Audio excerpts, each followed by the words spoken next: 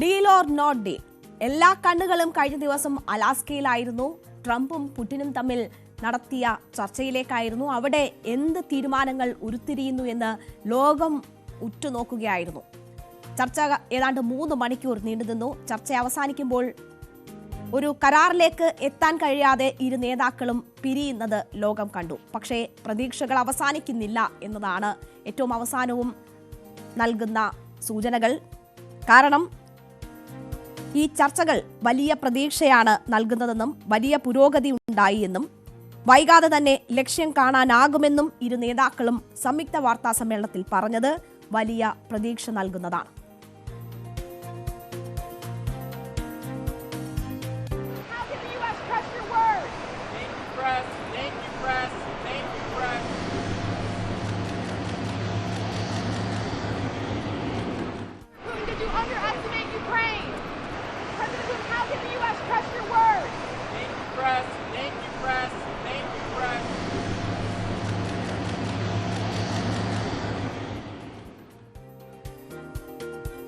അലാസ്കയിൽ -12 degree ആയിരുന്നു ഈ ചർച്ച നടക്കുമ്പോഴുള്ള താപനില. പക്ഷേ ഹൈ വോൾട്ടേജിലായിരുന്നു ചർച്ചകൾ. അതിൽ മഞ്ഞുരുകിയോ എന്ന് ലോകം കാത്തിരുന്നപ്പോൾ ചില സാധ്യതകൾ പങ്കുവെക്കുന്നുണ്ട് അന്ന് നടന്ന ചർച്ച. കാരണം വളരെ ഊഷ്മളമായ രംഗങ്ങളാണ് അവിടെ നിന്ന് പുറം ലോകത്തിന് ലഭിച്ചത്. മാത്രവുമല്ല, പ്രതീക്ഷ നൽകുന്ന സാഹചര്യങ്ങൾ ഉണ്ട് എന്ന് ഇരു നേതാക്കളുടെയും വാക്കുകൾ സൂചിപ്പിക്കുകയും ചെയ്യുന്നു. അപ്പോൾ ഈ ചർച്ചയ്ക്ക് ശേഷം എന്താണ് പുടിൻ പറഞ്ഞത് എന്നത് നോക്കാം. പുടിൻ പറയുന്നത് ഈ ചർച്ചയെ അലോസരപ്പെടുത്തുന്ന തരത്തിലുള്ള യാതൊരു നീക്കവും ഇനി ഉണ്ടാകരുത് എന്ന ഒരു സന്ദേശമാണ് നൽകുന്നത്. ഈ ചർച്ചയിൽ ഉണ്ടായിരിക്കുന്ന പുരോഗതി ഇല്ലാതാക്കുന്ന തരത്തിലുള്ള യാതൊരു നീക്കവും ഉണ്ടാകരുത്. യുക്രൈനോ യൂറോപ്യൻ രാജ്യങ്ങളോ അതിന് മുതിരരുത് എന്ന് പുടിൻ പറയുകയാണ്. ദീർഘകാലത്തേക്കുള്ള സമാധാനം ഉണ്ടാകണമെങ്കിൽ സംഘർഷങ്ങളുടെ മൂല കാരണങ്ങൾ പരിഹരിക്കപ്പെടണം എന്ന ഒരു കാര്യം പുടിൻ പറഞ്ഞിരിക്കുന്നു. ഒപ്പം തന്നെ യുക്രൈൻ തങ്ങളുടെ സഹോദര രാജ്യമാണ്. ഇന്ന് തങ്ങൾ എത്തിച്ചേർന്ന ധാരണകൾ ആ ലക്ഷ്യത്തിലേക്ക് എത്തിച്ചേരാനുള്ള പാത തുറക്കുമെന്ന് പ്രതീക്ഷിക്കുന്നു എന്നുമാണ് പുടിൻ പറഞ്ഞിരിക്കുന്നത്. 3 വർഷങ്ങൾക്ക് മുൻപ് ഡൊണാൾഡ് ട്രംപ് ആയിരുന്നു അമേരിക്കൻ പ്രസിഡന്റ് എങ്കിൽ ഇങ്ങനെ ഒരു യുദ്ധം തന്നെ ഉണ്ടാകില്ലായിരുന്നു എന്ന ഒരു സാഹചര്യം കൂടി പുടിൻ ചൂണ്ടിക്കാട്ടുകയാണ്. നമുക്കറിയാം, ട്രംപ് അദ്ദേഹത്തിന്റെ തെരഞ്ഞെടുപ്പ് പ്രചരണ വേളയിൽ പറഞ്ഞിരുന്ന പ്രധാനപ്പെട്ട ഒരു കാര്യമായിരുന്നു ഈ യുദ്ധം അവസാനിപ്പിക്കുമെന്നത്. താൻ അധികാരത്തിൽ വന്നാൽ 24 മണിക്കൂറിനകം യുദ്ധം അവസാനിപ്പിക്കും എന്നതായിരുന്നു ട്രംപ് പറഞ്ഞത്. ട്രംപിന്റെ നേതൃത്വത്തിൽ തന്നെ ഇപ്പോൾ അതിനുള്ള ചർച്ചകൾ തുടങ്ങിയിരിക്കുന്നു എന്നത് ട്രംപിന് തീർച്ചയായും അഭിമാനിക്കാവുന്ന ഒരു സാഹചര്യമാണ്. അല്ലെങ്കിൽ താൻ വാക്ക് പാലിക്കുന്നു എന്ന് ലോകത്തോട് പറയാൻ പറ്റുന്ന ഒരു സാഹചര്യമാണ്. അതോടൊപ്പം തന്നെ പുടിൻ അതിനോട് പ്രതികരിക്കുമ്പോൾ അന്ന് ട്രംപ് ആയിരുന്നു എങ്കിൽ ഇത്തരം ഒരു യുദ്ധം നടക്കില്ലായിരുന്നു എന്ന് പറയുമ്പോൾ അന്ന് പ്രസിഡന്റ് ആയിരുന്ന ബൈഡനെയാണ് പുടിൻ ലക്ഷ്യമിടുന്നത്. അദ്ദേഹത്തിന്റെ ഇടപെടലുകൾ യുദ്ധത്തിലേക്ക് നയിച്ചു എന്ന പ്രസ്താവന തന്നെയാണ് ട്രംപിന്റെ ഭാഗത്ത് നിന്നും ഉണ്ടാകുന്നത്. അത് ഇരു നേതാക്കളും തമ്മിലുള്ള ഒരു കോംബോ എങ്ങനെയാണ് എന്ന് സൂചിപ്പിക്കുന്നതാണ് ട്രംപിന്റെ വാക്കുകൾ. ആ ട്രംപിന്റെ സംയുക്ത പ്രസ്താവനയിലെ വാക്കുകൾ കേട്ടതിന് ശേഷം തിരിച്ചെത്താം. So there's no deal until there's a deal.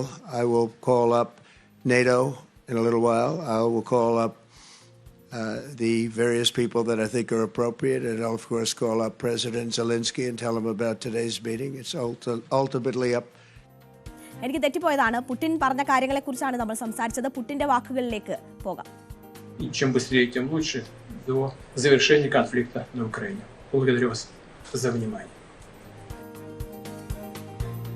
എന്താണ് അടച്ചിട്ട മുറിയിൽ നടന്ന ചർച്ച എന്നത് ഇരു നേതാക്കളും വ്യക്തമാക്കിയിട്ടില്ല. പക്ഷേ അവർക്കിടയിൽ ചില ധാരണകൾ ഉരുത്തിരിഞ്ഞിട്ടുണ്ട് എന്നത് വേണം നമ്മൾ മനസ്സിലാക്കാൻ. യുക്രൈൻ പ്രസിഡന്റ് വ്ളാഡിമിർ സെലൻസ്കിയുമായും നാറ്റോ രാജ്യങ്ങളുമായും സംസാരിക്കും താൻ എന്നതാണ് ഈ അലാസ്കയിലെ ചർച്ച നടന്നതിന് ശേഷം ട്രംപ് മാധ്യമങ്ങളോട് പറഞ്ഞത്. ട്രംപിന്റെ വാക്കുകൾ നമ്മൾ കേട്ടതാണ്. പുടിനെ ഒരിക്കൽ പോലും ഈ വാർത്താ സമ്മേളനത്തിൽ ട്രംപ് വിമർശിക്കാനോ കുറ്റപ്പെടുത്താനോ മുതിർന്നില്ല എന്നതുകൂടി നമ്മൾ കാണണം. ഈ യുദ്ധം അവസാനിപ്പിക്കുമ്പോൾ റഷ്യ കൈവശപ്പെടുത്തിയ പ്രദേശങ്ങൾ വിട്ടു നൽകണം എന്ന സെലൻസ്കി ആവശ്യപ്പെട്ടിട്ടുണ്ട്. സെലൻസ്കി ഏറ്റവും പ്രധാനമായും ഈ കാര്യങ്ങളിൽ മുന്നോട്ട് വെച്ചിട്ടുള്ള ആവശ്യം എന്ന് പറയുന്നത് തന്നെ ഈ സ്ഥലങ്ങൾ വിട്ടുകൊടുക്കുന്നതുമായി ബന്ധപ്പെട്ടതാണ്. പക്ഷേ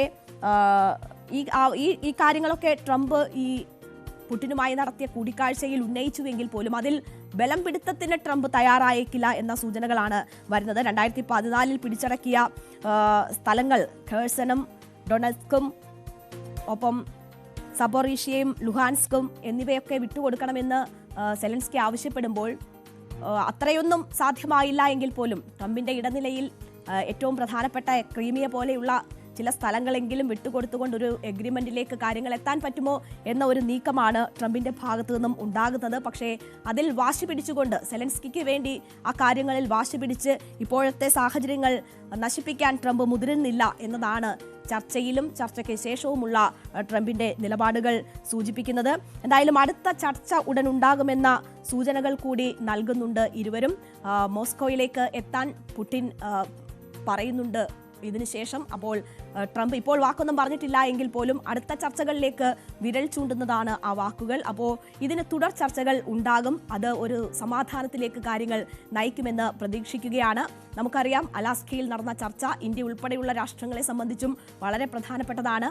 റഷ്യയിൽ നിന്ന് എണ്ണ വാങ്ങുന്നു എന്ന കാരണമാണ് അധിക തീരുവ പിഴത്തീരുവ ഏർപ്പെടുത്താൻ കാരണമായി അമേരിക്ക ചൂണ്ടിക്കാട്ടിയത്. അപ്പോൾ അവിടെ ഉണ്ടാകുന്ന മഞ്ഞുരുകൽ അങ്ങനെയുള്ള സാഹചര്യങ്ങളെ കൂടി അയവ് വരുത്തും എന്ന് പ്രതീക്ഷിച്ചിരിക്കുകയാണ്. അതുകൊണ്ടൊക്കെ തന്നെ ഇന്ത്യ ഉൾപ്പെടെയുള്ള രാഷ്ട്രങ്ങൾക്ക് വളരെ പ്രധാനപ്പെട്ടതായിരുന്നു ആ ചർച്ച. എന്തായാലും ഒരു കരാറിലേക്ക് എത്തിയില്ല എങ്കിൽ പോലും സമാധാനം ഉണ്ടാകും, അല്ലെങ്കിൽ തുടർ ചർച്ചകൾ ഉണ്ടാകും എന്നത് പ്രതീക്ഷ നൽകുന്നതാണ്. ആരാണ് ഇന്നലെ നടന്ന കൂടിക്കാഴ്ചയിൽ അല്പമെങ്കിലും മേൽക്കൈ നേടിയത് എന്ന് നോക്കാം. ആര് ജയിച്ചു അല്ലെങ്കിൽ ആർക്ക് മേൽക്കൈ എന്ന് നോക്കിയാൽ പുടിൻ അവിടെ സ്വീകരിക്കപ്പെട്ട രീതി വളരെ വിശേഷപ്പെട്ടതായിരുന്നു. നമുക്കറിയാം റഷ്യയുമായി സഹകരിക്കുന്നതിന് ഇന്ത്യക്ക് മേൽ ഉൾപ്പെടെ പിഴത്തീരുവ അധിക തീരുവ ഏർപ്പെടുത്തുമ്പോൾ പക്ഷേ അലാസ്കയിൽ അവിടെ ചർച്ചയ്ക്ക് വന്ന പുടിന് കിട്ടിയ സ്വീകരണം എന്ന് പറയുന്നത് വളരെ ഊഷ്മളമായ സ്വീകരണമായിരുന്നു. പുടിൻ എത്തുന്നതിന് മുൻപ് തന്നെ ട്രംപ് എത്തുന്നു, കാത്തിരിക്കുന്നു. ഒപ്പം തന്നെ ട്രംപും JD വാൻസും ചേർന്ന് ട്രംപ് സ്വീകരിക്കുന്നു. ഒപ്പം തന്നെ പുടിൻ്റെ കാറിൽ ട്രംപ് സഞ്ചരിക്കുന്നു.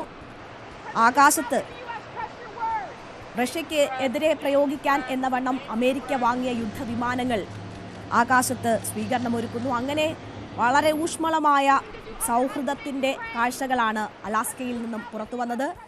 റഷ്യയുമായുള്ള ബന്ധത്തെ ചൊല്ലി മറ്റു രാഷ്ട്രങ്ങൾക്ക് മേൽ ഉപരോധം ഏർപ്പെടുത്തുന്ന പിഴത്തീരുവ ഏർപ്പെടുത്തുന്ന അമേരിക്കൻ പ്രസിഡന്റ് ഡൊണാൾഡ് ട്രംപിന് പക്ഷേ പുടിനുമായുള്ള സൗഹൃദം വളരെ വേണ്ടപ്പെട്ടതാകുന്നു. ട്രംപിനെ അലോസരപ്പെടുത്താത്ത സമീപനം പുടിന്റെ ഭാഗത്തു നിന്നും ഉണ്ടാകുന്നു. ട്രംപ് പറഞ്ഞ വാഗ്ദാനങ്ങൾ, തെരഞ്ഞെടുപ്പിൽ പറഞ്ഞ വാഗ്ദാനങ്ങൾ ശരിവെക്കുന്ന തരത്തിൽ ബൈഡനെ കുറ്റപ്പെടുത്തിക്കൊണ്ട് പുടിന്റെ ഭാഗത്തു നിന്നുമുള്ള പ്രതികരണങ്ങൾ വരുന്നു. എന്തായാലും ഇതിനൊക്കെ ശേഷം നൽകിയ അഭിമുഖത്തിൽ പുടിനുമായി കരാറിന് അടുത്തെത്തിയെന്നും ഇനി യുക്രൈനാണ് കരാറിലേക്ക് എത്തേണ്ടത് എന്ന ഒരു കാര്യം കൂടി ട്രംപ് സൂചിപ്പിക്കുന്നുണ്ട്. അത് തീർച്ചയായും സെലൻസ്കിക്കുള്ള മുന്നറിയിപ്പാണ്. സെലൻസ്കി എങ്ങനെ അമേരിക്കയിൽ സ്വീകരിക്കപ്പെട്ടു എന്നത് നമ്മൾ കണ്ടതാണ്. അത് ട്രംപും JD വാൻസും ഇരിക്കുമ്പോൾ അവിടെ നിന്ന് അപമാനിതനായി ഇറങ്ങിപ്പോകേണ്ടി വന്നു സെലൻസ്കിക്ക് എന്ന ഒരു കാര്യമുണ്ട്. അവിടെയാണ് പുടിൻ ഈ രീതിയിൽ സ്വീകരിക്കപ്പെടുന്നത്. അതിനുശേഷം നടത്തിയ അഭിമുഖത്തിൽ സെലൻസ്കിക്ക് ചില മുന്നറിയിപ്പുകൾ ട്രംപിന്റെ ഭാഗത്തു നിന്നും ഉണ്ടാകുന്നത് അതപ്പോൾ നൽകുന്ന സൂചനകൾ വളരെ വ്യക്തമാണ്.